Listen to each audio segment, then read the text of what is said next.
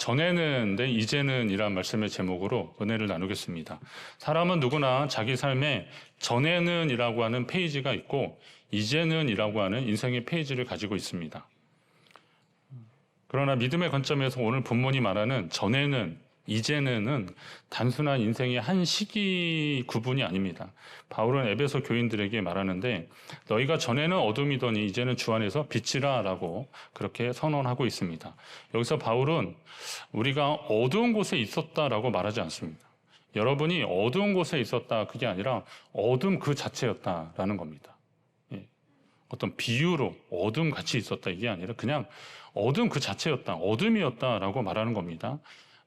그러나 지금은 또 빛이 있는 곳에 서 있었다 이게 아니라 그냥 빛이라라고 존재를 이야기를 하고 있습니다. 빛 그 자체라고 선언하고 있습니다. 이런 대조적인 개념은 바울 서신 전체를 관통하는 구원론의 핵심 중에 하나입니다. 사도 바울은 우리가 죄에 대해서 죽고 그리스도 안에서 새 생명으로 다시 살았다라는 것을 말하면서 내가 그리스도와 함께 십자가에 못 박혔다. 그런즉 이제는 내가 사는 것이 아니고 오직 내 안에 그리스도께서 사시는 것이다 라고 이야기를 하고 있습니다. 자, 그리스도와 함께 십자가에 못 박혔다는 것은 이전에는 전의 삶에서 이제는 단절됐다는 거잖아요. 죽었으니까. 그리고 이제는 그런즉 이제는 하면서 내가 사는 것이 아니요 오직 내 안에 그리스도께서 사는 것이다 라는 그런 고백을 하고 있습니다. 오늘 우리는 전에는 과 이제는 이라는 장면을 따라가면서 우리의 정체성이 어떻게 바뀌었고 그리고 그 바뀐 정체성이 우리의 삶에서 어떤 열매로 나타나야 하는지를 한번 살펴보려고 합니다. 여러분 전에는 어땠다고요? 여러분이 전에는 어둠이었다는 겁니다. 저는 인생이 캄캄했습니다. 전에는 뭐 어두웠습니다. 이런 정도가 아니라 그냥 어둠이라고 그냥 얘기를 하는 거예요. 피하고 싶지만 어둠이라고 하는 겁니다. 너희가 전에는 어둠이었더니 헬라어 원문을 보면 바울은 너희가 어둠 안에 있었다라고 하지 않고 너희가 그냥 어둠이었다라고 말하는 겁니다. 이것은 어떤 상태가 어땠다 이런 정도가 아니라 그냥 존재의 문제라는 거예요. 어둠 그 자체였다는 겁니다. 어둠은 죄의 속성 아닌가요? 그러니까 그래서 예전에 그 모습이 바로 그 죄 그 자체 어둠이었다라는 겁니다. 일말의 희망을 말하지 않습니다. 인정하고 싶지 않지만 우리는 단지 어두운 환경에 놓여 있던 것이 아니라 우리 자신이 그냥 어둠 그 자체였다는 겁니다. 에베소 2장 1절에 보면 허물과 죄로 죽었던 너희를 살리셨도다 그러잖아요. 죽었던 자들이라는 거예요. 죄로 인해서 그 어둠 그 자체가 죽음이라는 거예요. 바울은 우리의 옛삶을 도덕적 실패의 목록으로 그렇게 나열하지 않았습니다. 너희가 전에는 죄를 지었는데 거짓말하고 도둑질하고 시기하고 분쟁하고 그렇기 때문에 나빴다 이런 정도로 말하지 않더라고요. 그건 왜 그런가 보면 그러면 거짓말 안 하고 도둑질 안 하고 다투지 않고 시기하지 않으면 나 이제 괜찮은 건가? 라고 하는 그런 기대와 희망을 가질까봐 아예 그냥 어둠이었다라고 그렇게 이야기하는 겁니다. 어둠의 특징은 스스로 자신이 어둡다는 것을 알기 어려운 데 있습니다. 방안이 완전히 캄캄할 때는 그 안에 있는 사람들은 이 어둠에 익숙해지잖아요. 그러면 자신이 얼마나 어둠에 있는지조차 잘 모릅니다. 요즘은 그런 일이 드물긴 한데 만약 집에 정전이 되었을 때 한번 생각해 보십시오. 예전에 제가 이런 이야기를 학생들이나 청년들한테 얘기하면 정전이 어떤 의미인지 잘 몰라요. 번개나 팍 쳐야 한번 나오는 거지. 근데 예전에는 그 양초하고 성냥 이렇게 어디에 딱 놨지 않았습니까? 그러다가 이제 딱 그 TV 나가고 전기 싹 나가면 문 한번 열어보고 동네가 다 나간 것 같으면 이제 전기 나갔다. 아주 자연스럽게 그 성냥 찾아서 이렇게 촛불 켜고 그랬던 때가 있습니다. 우리 집이 나갔다 그러면 우리 집만 다른 집은 안 나갔는데 우리 집만 나갔다 하면 두꺼비 집 보라 그러잖아요. 요즘 차단기 보는 거죠. 그래서 그거 제가 조숙했어요. 전 초등학교 때도 그 슈즈 이렇게 교환하고 그랬다니까요. 집에 그냥 아쉬운 사람이 하는 거죠. 제가 그걸 했다니까요. 한 번 더 스파크 나면 그냥 그걸로 죽진 않더라고요. 하여튼 그렇게 하고 그랬어요. 근데 이 캄캄해지면 이제 어떻습니까? 할 게 없어요. TV 보던 것도 그냥 중단되고 촛불 켜면 그냥 밥이나 간신히 먹고 그럴 정도인데 할 게 없더라고요. 막 괜히 거기서 더듬고 막 그래요. 이렇게 허우적거린다고 해서 어둠이 쫓겨가는 것도 아니고 오히려 그렇잖아요. 그 집 구조가 잘 아는 것 같았는데도 정전이 딱 되면 방향 감각이 갑자기 잃어버려지고 문에 머리 부딪히고 막 그러잖아요. 그리고 또 막 문이 어딘지도 몰라서 막 더듬는 거죠. 그렇습니다. 우리 옛삶이 바로 그랬다는 거예요. 어둠 그 자체면 어디가 어딘지 잘 모르는 그냥 목적 없고 방황하는 그런 삶을 살았다는 거예요. 스스로 애쓰고 노력해도 그 노력만으로는 어둠에서 빠져나올 수 없는 그런 상태. 이게 바로 어둠 그 자체였기 때문에 그렇습니다. 근데 이 죄의 특성은 자신이 어둠 가운데 있을 때 그것이 어둠인 줄을 모르고 그것을 정상이라고 여기는 겁니다. 제 본가의 형제 중에서 막내하고 저하고 한 5살 차이 나는데 제가 결혼하기 전까지는 동생하고 같은 방을 썼습니다. 그래서 근데 제가 이제 형이니까 형값을 하잖아요. 근데 동생은 열심히 사느라고 아르바이트 하고 그러는데 월미도에서 바이킹 보셨습니까? 그런 놀이시설에서 아르바이트를 했어요. 이거 끝나면 한 2시, 3시에 들어옵니다. 근데 저는 자고 있으면 얘는 불을 탁 켜는 거예요. 방에. 그러면 이제 막 제가 힘들죠. 야, 불 꺼! 막 그러는 거예요. 아, 나 늦게 들어왔는데 말이야, 다 자고 있어요. 야, 새벽 2, 3시에 안 자면 이상한 거지. 빨리 꺼! 그러는데도 그냥 뭐 씻을 때까지 막 소리 내고 달그락거리는 겁니다. 근데 저는 그 잠자던 환경이 어두움이 저한테는 익숙해진 거죠. 그러니까 불이 탁 켜지니까 그게 화가 나고 짜증이 나고 그러는 겁니다. 복수의 날이 왔습니다. 제가 좀 늦게 왔는데 얘가 자고 있더라고요. 그래서 제가 불을 탁 켰어요. 그랬더니 형 불 꺼지나 불이 팍 켜지니까 잠이 확 깨는 거죠. 너도 그랬잖아. 근데 우리가 그 캄캄했을 때 불이 들어왔을 때 사실은 이렇게 화나면 좋지 않습니까? 전 신방 가면 이렇게 방이 어둡고 그러면요. 우리 남전도에 부탁을 해가지고 어느덧 저 등 좀 교환해 달라고 해서 몇 집 교환하셨어요. 네. 자, 어두운 집은 말씀하십시오. 그래서 밝으면 좋잖아요. 그런 거거든요. 물론 이제 지침 환경이 따뜻한 이렇게 깜깜하면 좋긴 하지만, 근데 너무 어둠에 오래 있다 보면 그게 익숙해지는 거예요. 그리고 내가 어둠 그 자체가 돼버려서 빛을 거부하는 그런 상황이 벌어지는 겁니다. 잘 아셔야 됩니다. 그게 정상은 아니라는 겁니다. 이 캄캄함이 정상은 아니라는 겁니다. 그런데 오늘 희망의 메시지가 있습니다. 이제는 주 안에서 너희가 뭐라 그래요? 빛이 되었다. 한번 따라합니다. 이제는 빛이다. 빛이다 말고요. 빛하고 다른. 우리가 빛이 되었다는 거예요. 빛이 되었다. 이게 얼마나 감사한 말입니까? 예수님은 제자들에게 너희는 세상의 빛이라고 하셨잖아요. 그런 것처럼 그 말씀을 받아서 바울이 우리에게 너희가 이제는 주 안에서 빛이라라고 말씀하십니다. 너희가 빛 가운데 있다 하지 않고 너희가 그 빛 그 자체다. 이게 존재론적 선언을 하고 있는 겁니다. 너희는 빛이다. 우리는 빛이 되려고 애쓰는 존재가 아니라 이미 빛이 되었다라는 겁니다. 캄캄한 방에 그 어둠을 쫓아낸다고 해서 될 것 같습니까? 결국은 하나님이 우리 가운데 은혜로 임하셔서 예수 그리스도를 통해서 우리로 하여금 빛이 되게 하셨다는 거예요. 이 변화를 가능하게 하신 주체가 바로 주님이시라는 거예요. 주 안에서 이 말은 그리스도로 인해서라고 하는 겁니다. 그러니까 이 변화는 우리의 도덕적 성취가 아니라 그리스도와 연합해서 오는 은혜의 결과라는 거예요. 이게 이제 신비거든요. 은혜의 신비가 그거예요. 우리가 막 애를 써서 얻어지는 것이 아까 말했던 무슨 거짓말, 도둑질 이런 거 안 해가지고 점점 의로워졌다는 게 아니에요. 그건 착각입니다. 우리가 예수 그리스도하고 붙어 있어서 그분과 연합함으로 말미암아 우리가 그 안에 들어감으로 인해서 우리가 빛이 되었다는 겁니다. 우리가 빛인 이유는 우리가 착해졌기 때문이 아니에요. 빛이신 그리스도 안에 있기 때문에 그렇습니다. 예수님이 나는 세상의 빛이라 나를 따르는 자는 어둠에 다니지 아니하고 그리고 생명의 빛을 얻으리라 라고 선언해 주셨어요.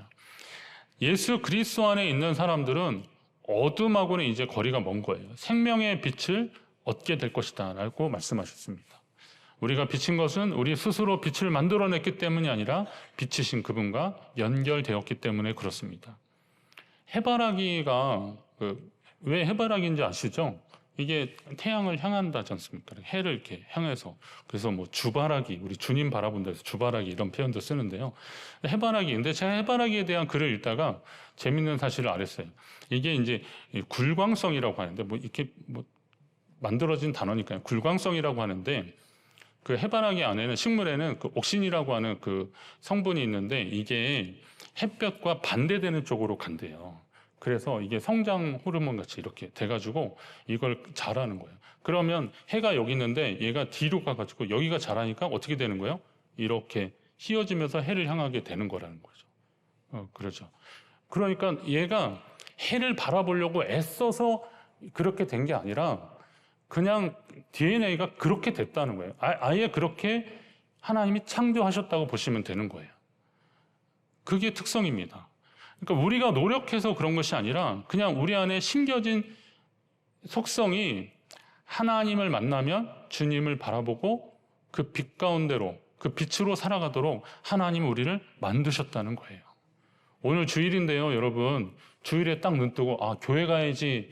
그래서 그런 마음으로 자발적으로 오신 분들은 진짜 복된 분들이에요. 근데 안 가면 또 목사님 전화할 텐데 아니면 뭐 내가 맡은 게 있는데 막 그래가지고 오신 분도 잘하신 거예요. 그럼에도 안 오는 분들이 있으니까 자, 주일에 딱 눈 뜨고 교회에 가야겠다. 난 주님 앞에 가서 예배 드려야겠다. 이런 마음이 그냥 딱 드는 거, 그 왜 들은 건지 아십니까? 그게 훈련이나 습관으로 된 것 같아요. 아니에요. 내 안에 예수님이 오셨다라고 생각하시면 돼요. 아니요, 저는 아직도 부족한데요. 제가 뭐 어떻게 사셨는지 목사님 잘 몰라서 그러시는데요. 상관없습니다. 여러분이 어떻게 사셨는지는 상관없어요. 지금 주님 기억하고 주 앞에 나오면 오늘 해바라기가 그냥 본능적으로 해를 향하게 난 것처럼 오늘 우리 안에 있는 하나님의 형상이 하나님을 바라보게 만든 거예요. 왜요? 우리가 주님 안에 있기 때문에 그렇습니다. 우리를 규정하는 것은 어제의 실패, 어제 이랬는데 이렇게 해서 그래서 뭐 이제 착한 일을 잘하고 그리고 바르게 살기로 결심을 하고 그래서 그런 것이 아니라 오늘 그리스도 안에 있기 때문에 오늘 우리는 성도로 하나님 앞에 서 있다는 사실입니다. 여러분 이거 감사하십시오.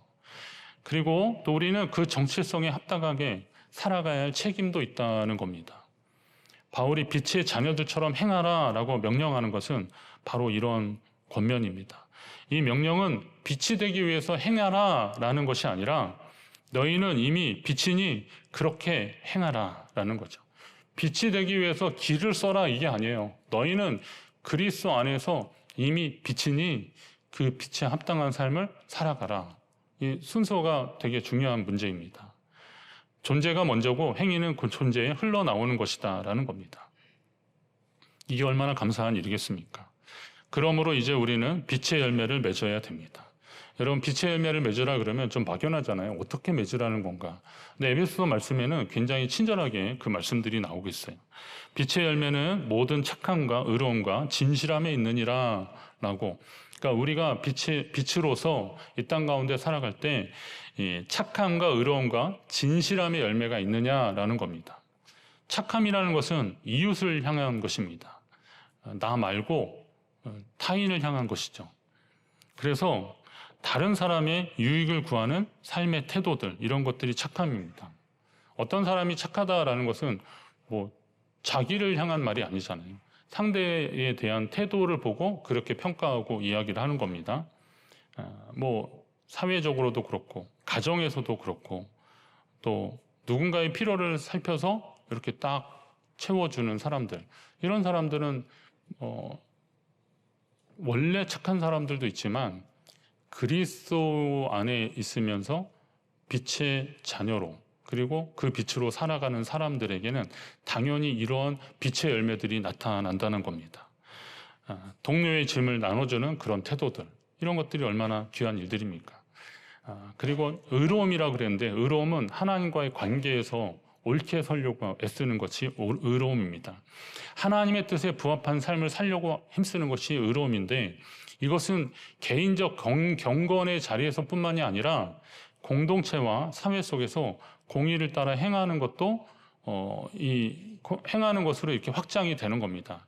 그러니까 의로움이라는 것은 하나님과의 관계성 속에서 관계가 바로지면 하나님의 공의를 따르려고 하는데 그것이 하나님과만 관계된 것이 아니라 이 사회 공동체 안에서 그에 합당한 삶을 살려고 노력을 하는 겁니다. 여러분 이 땅 가운데 우리가 대한민국이라고 하는 이런 나라 안에서 여러분이 살아가고 있잖아요. 그러면 이 착함과 의로움을 함께 겸비한 자들이 되어야 되는데 물론 뭐 사회적으로 교육의 정도나 이런 거에 따라서 이렇게 학습된 착함과 의로움도 있겠지만 그러나 빛으로서 하나님의 말씀을 통해서 읽으면서 오늘 우리가 그렇게 살려고 애쓰는 그런 노력들이 있는 겁니다. 교회가 이 땅 가운데 법을 좀 잘 지키려고 노력을 해야 되고 우리는 하나님이 중심이다. 그렇게 하면서도 세상 법은 상관없다. 그러면 또 안 되잖아요. 그 법도 좀 잘 지키려고 노력해야 돼요. 그런데 하다 보면 이제 세상 법과 교회 법에 약간 충돌되는 것도 있긴 한데 그래도 이왕이면 우리가 살고 있는 공동체 안에서 이 법을 잘 지키려고 또 노력을 해야 되는 겁니다. 진실함은 자기 자신을 향한 것으로 다른 것은 이제 외형 타인과 하나님을 향한 것이라면 진실함은 자기 자신을 향한 것입니다. 겉과 속이 다르지 않은 성실함들 이런 것들이죠. 사람들이 보는 자리에서 보지 않는 자리에서의 삶이 같은 겁니다. 다르지 않는 겁니다. 그런 삶을 하나님이 기뻐하시는 거예요. 그러니까 빛의 자녀는 이웃 앞에서 하나님 앞에서 자기 자신 앞에서 정직한 사람들이 빛의 자녀라는 겁니다. 이 세 방향이 함께 갖추어질 때 비로소 온전한 빛의 열매라고 할 수 있는 겁니다. 어느 하나만 강조되면 균형을 잃기 마련입니다. 착함만 있고 의로움이 없으면 원칙 없는 선의에 그치고 또 의로움만 있고 착함이 없으면 차가운 율법주의가 됩니다. 그리고 그 둘이 있어도 진실함이 없으면 그건 또 위선이 되는 거잖아요. 그러니까 이것을 착함과 의로움과 진실함을 우리가 살아가는 세상에서 내 삶을 통해서 나타내는 그런 모습이 있어야 됩니다. 여기서 다시 강조할 것은 이 열매는 억지로 만들어내는 결과물이 아니라는 겁니다. 나무가 살아있을 때 자연스럽게 열매가 맺혀지는 것처럼 시냇가에 심은 나무가 계절이 바뀔 때 그 알맞게 열매를 맺는 것처럼 뿌리가 깊이 내린 뿌리 깊은 나무가 가뭄이 심해도 그 푸르름을 유지할 수 있는 것처럼 그것이 잘 심겨지면 되는 겁니다. 제 서재에서 이렇게 보면 사택마당에 감나무 하나 심겨져서 제가 감나무 얘기하잖아요. 까치밥 얘기도 하고 또 푸르름에 대한 이야기도 하고 어느 해는 너무 열매가 없어서 이거 이제 끝났나 그랬는데 그 다음에 또 막 가지가 휘어질 정도로 막 달려있기도 하고 저는 그 감나무를 지금 한 9번째 보는 거죠. 9번째 보는데 근데 그걸 볼 때마다 그런 느낌이 있어요. 너 살아있구나. 너 아직 살아있구나. 예, 살아있구나. 열매가 맺혀지는 거니까 어느 때는 좀 풍성하고 어느 때는 좀 적은 것 같아도 그래도 얘는 어떻게든 열매를 맺히려고 하더라고요. 그런데 더 놀라운 것은 있어요. 지금 감나무 밑에 가면 요만한 그 몽글몽글한 것들이 많이 떨어져 있어요. 왜 그럴까 봤더니 이게 병들어서 부실해서 그게 아니라 일종의 적자 생존 같은 그런 것 같아요. 그래서 얘네들은 이제 틀린 애들 같으니까 그냥 떨구고 남은 애들을 좀 잘 하려고 그러는 것 같아요. 그러니까 오늘 우리 인생에 있어서 빛의 열매를 잘 맺기 위해서는 너무 욕심내면 안 되고요. 택할 것과 버릴 것들을 잘 취하셔야 돼요. 버릴 것들은 이게 어둠의 일들 같으면 버리셔야 돼요. 그래야 열매를 맺을 수 있는 거예요. 하나님 앞에서 믿음으로 살려고 하는 삶의 태도를 계속 유지를 하셔야 됩니다. 그래야 살아있는 것이고 빛의 열매가 맺어지는 겁니다. 어제 어떤 분하고 이렇게 상담을 하다가 그분이 요즘 상황이 좀 많이 어려우시거든요. 그래서 그냥 이제 이런저런 얘기하다가 막판에 그래도 너무 속상하면 하나님께 그냥 하나님 이렇게 속상합니다 이런 말도 하고 그냥 너무 원망하지 말아요. 그랬더니 그분이 하나님 너무 원망하지 말고요. 막 그랬더니 그분이 그런 얘기 하시더라고요. 목사님, 저는 하나님을 원망하지 않아요. 예. 제가 지금 많이 힘들어도 하나님을 원망하지 않아요. 하나님이 제게 얼마나 많은 은혜를 주셨는데요. 하나님이 제게 얼마나 큰 은혜를 베푸셨는데요. 저는 이런 상황 때문에 하나님 원망하지 않을 겁니다. 제가 그 얘기를 듣는데요. 울컥하더라고요. 그렇더라고요. 하나님을 향한 그 관심과 열정과 사랑과 믿음을 놓치지 마셔야 돼요. 그게 살아있는 거예요. 뭐 살아있는 게 뭐 혈기왕성하고 뭐 이렇게 힘세고 뭐 이렇게 활동적이고 그런 것만 살아있는 겁니까? 우리의 믿음이 살아있어야 되잖아요. 하나님과의 관계성이 살아있어야 되잖아요. 반응해야 되는 거잖아요. 그건 몸이 아파도 살아있을 수 있는 거예요. 상황이 많이 어려워도 살아있을 수 있는 거예요. 사람들은 저 사람 이제 끝났어 라고 말해도 하나님과의 관계성이 유지되면 살아있는 거고 여전히 빛의 열매를 맺을 수 있는 겁니다. 지금 그런 상황에 혹시 계신 분들 있다면 하나님이 주시는 힘과 능력을 다시 공급받으셔서 살아있는 빛으로서의 역할들을 감당하시기 바랍니다. 여러분의 삶을 통해서 충분히 그 일을 하실 수 있습니다. 여러분 그리스도로 인해서 이미 빛이 되었다는 사실을 명심하시고요. 더 이상 과거의 어둠으로 여러분이 규정되지 않습니다. 이제는 어둠이라고 하지 않고 빛이라, 주 안에서 빛이라라고 하시는 사실을 기억하십시오. 그리고 여러분의 삶에 이 착함과 의로움과 진실함의 열매가 자연스럽게 맺어지도록 힘쓰십시오. 그것도 성령의 은혜가 필요하다고 말씀을 드리잖아요. 혹시 이 시간 나는 여전히 전에 있던 그 어둠 속에서 헤매고 있는 것은 아닌가 하는 그런 마음이 드십니까? 기억하십시오. 여러분이 예수 그리스도를 주로 고백한 그 순간이 이미 여러분의 빛이 된 순간입니다. 이번 주 말고 지난 주에 그 믿음에 대한 이야기를 하면서 믿음이 잃어버릴 수 있는 건가, 믿음이 퇴보될 수 있는 건가, 이 부분에 대한 구역 공과가 나왔는데요. 그 말씀을 함께 나누면서 제가 그런 말씀 드렸어요. 믿음은 예수 그리스도를 믿는 믿음으로 구원에 이르는 믿음이 있고 하나님의 자녀로서 그에 합당한 삶을 살아가는 믿음들이 있어요. 구원의 믿음으로 말미암아 우리가 하나님의 자녀가 된 거지 착한 일을 많이 해서 하나님의 자녀가 된 게 아니잖아요. 그렇다면 이미 우리는 그 예수 그리스도를 믿는 믿음 안에서 구원받은 백성으로 빛이 되었다는 거예요. 그 빛이 좀 더 잘 발휘될 수도 있고 멀리 비칠 수도 있는데 그러나 하나님은 그것 가지고 우리를 책망하진 않으실 겁니다. 중요한 것은 더 거룩한 하나님의 자녀로 살려고 하는 이 믿음을 키워가는 게 중요한 거잖아요. 그러니까 어떤 상황이나 상태 때문에 나의 구원을 의심하는 것이 아니라 이미 나는 빛이니 이 빛을 바라는 사람들, 빛의 열매를 맺는 성도의 삶을 살아야겠다라는 것을 결심하십시오. 혹시 오늘 다시 넘어졌다 할지라도 그 넘어짐이 여러분을 다시 어둠으로 돌려놓지는 못한다는 사실을 기억하십시오. 여러분은 여전히 주 안에서 빛이라는 사실을 믿으시기 바랍니다. 제가 이걸 너무 강조하잖아요. 그러면 약간 도덕 회의론자에 빠질 수 있어요. 그게 염려돼서 너무 강조는 안 하는 건데 그래도 일단 구원을 얻는 믿음을 가지고 하나님의 자녀 되었으면 그 구원을 의심하지 마시고 이왕이면 내 안에서 하나님의 선한 영향력이 계속 발휘되도록 그 빛이 발휘되도록 힘쓰시는 겁니다. 전에는 어떤 존재였는지를 기억은 하셔야죠. 그 잊어버리면 안 되잖아요. 그러나 그것을 답습하시라는 얘기가 아니죠. 그러나 이제는 주 안에서 빛이 되었다라고 선언하셨으니 그 빛 가운데 걸어가는 성도의 삶이 하나님 기뻐하시는 삶입니다. 이제는 어떤 존재로 살아야 할지 오늘 말씀을 좀 붙드십시오. 어둠에 머물지 말고 그리고 어둠의 일에 매이지 마시고 이제 빛의 일에 힘쓰십시오. 그리고 그 열매 맺는 삶, 빛의 자녀로서의 삶을 통해서 하나님을 기쁘시게 하는 복된 성도의 삶이 되시기를 간절히 바랍니다.